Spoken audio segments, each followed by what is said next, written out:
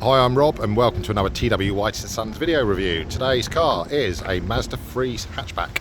So we have a GT Sports Tech. So this is an October 2021 registered car. It's a one owner car from new. It's looking very dark and moody here in jet black metallic, being the top spec GT. It has the accompanying black alloy wheels in 18-inch with a Bridgestone tyre on. You have a privacy glass. You have more glossy black around the back of the car and around the rear of the back bumper bottom edge.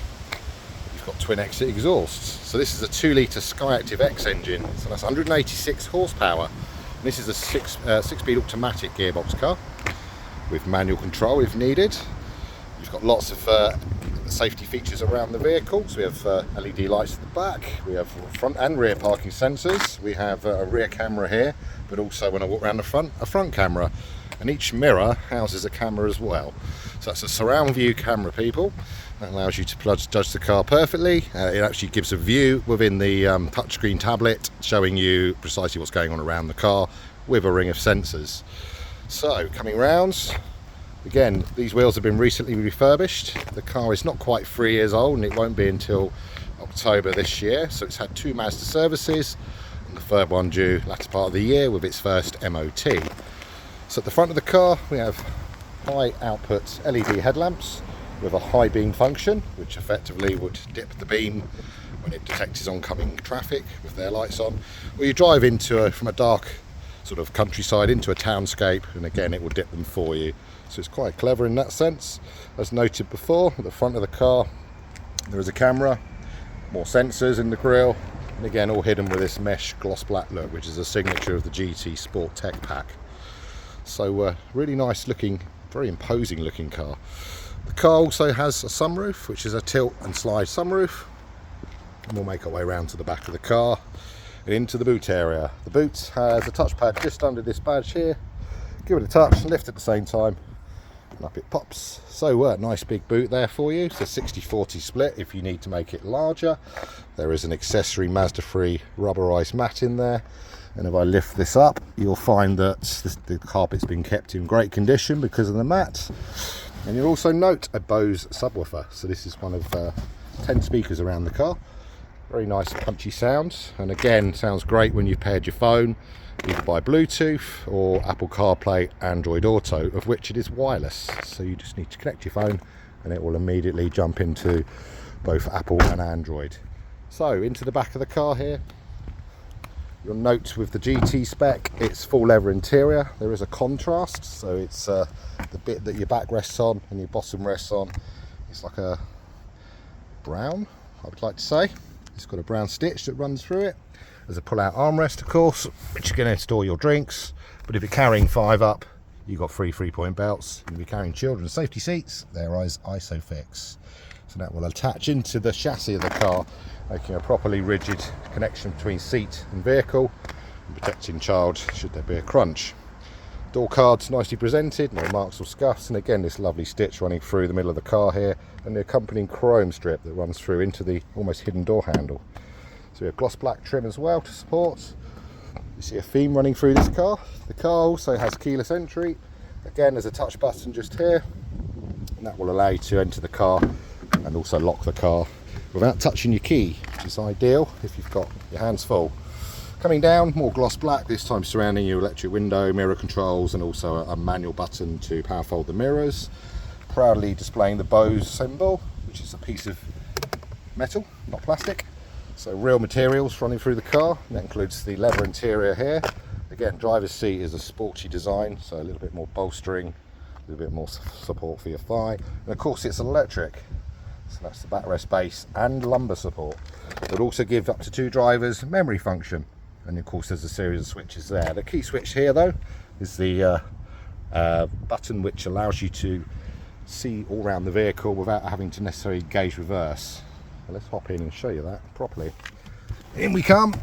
Once you're in, being an auto, foot on brake. By putting foot on brake, it will allow the start button to work, which glows green.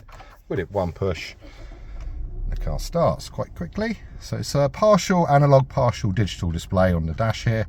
The middle dial is actually digital. The outer two are analog in a traditional form. This therefore means that you can show different views in the middle dial. On the steering wheel itself, a really nice thin rimmed leather bound steering wheel. You've got an info button, and if I touch that, it will start to show you some information, this time around consumption. This was the last user, so I would assume that's pretty decent for a nearly 190 horsepower car. Press it again and it will bring up the lane departure function. Again, if you're sort of driving along, the wheel will try and tug you left or right back into lane, should you choose not to. Or of course, if you indicate, it won't actually work because you're telling the car that you're actually crossing the physical white lines. Car also has, and it's difficult to show you sometimes within the mirrors, there's triangles which glow orange and they will alert you to pings in your blind spot coming up behind you, typically on a dual carriageway or motorway, and that's on both sides. Coming back down to the info button, give it another nudge and it brings the screen back into play. The actual buttons also on the left and right side of the steering spokes. This is your audio functions, a source button, Bluetooth telephone preparation as well. Coming across to the right, you'll find safety functions. This time you're now looking at adaptive cruise control. So if I turn it on, you will also have a speed limiter. And what it will do, once I show info, he says, there we go. So bringing it up onto there, sorry there's a bit of glare on the screen, but I'll try and minimize that. So I can bring into play different time gaps, starting with half a second, increasing up to 2 seconds, and basically the car will maintain that gap in time depending on the speed you've chosen at the time that you set it up. So if you're doing 60 and you gain on a car doing 50, eventually you'll catch up and then it will maintain anything up to 2 seconds gap. If you're in a town environment, it's quite nice when you're crawling along in stop-start urban traffic, and again it will just latch onto the car in front. Of course, if the car in front brakes to a halt, you brake to a halt, which is ideal. Once that happens, the car goes into like a standby mode, and all you do is you tap the throttle lightly and it will just again pick up, follow the car in front. So a nice bit of safety tech, reduces fatigue and safety of course. Coming across, we have automatic lights. They're sensitive to light, using the sensor up on the top of the windscreen in this box here. And then of course you've got automatic wipers, using the sensor again up in the top of the windscreen, and they will wipe once it rains. They'll get faster according to the severity of said rain. You've also got an automatic gearbox here. So pulling the car down into drive with your foot hard on the brake, that will take the car away and away you go. There is a sport function if you wish the car to be more responsive, and that effectively will rev the car higher between gear changes and more likely to drop more than one gear when you press harder on the throttle for kick down. You can also take control manually. So there's a paddle here to go down a gear, another one there just to go up a gear. Coming back down, obviously once I go into reverse, the first thing that will happen is the camera will pop on and you'll get to see what's going on behind you. Okay, so I'm sorry about that again. There seems to be a little bit of interference with the camera, but you've also got a surround view of the vehicle, and quite literally one at the front, one at the back, and as my hand pokes out, you'll see my hand for the side camera. So bring that back into P. You may not always want to go backwards. I mentioned earlier some switches here. So press view, and that will also show you what's going on in front of you. And of course the side views of the car. So you can just show that, minimize it just to the sides. And again, with my hand coming out the door here, you can see that it shows you what's going on around you. So nice function, nice feature.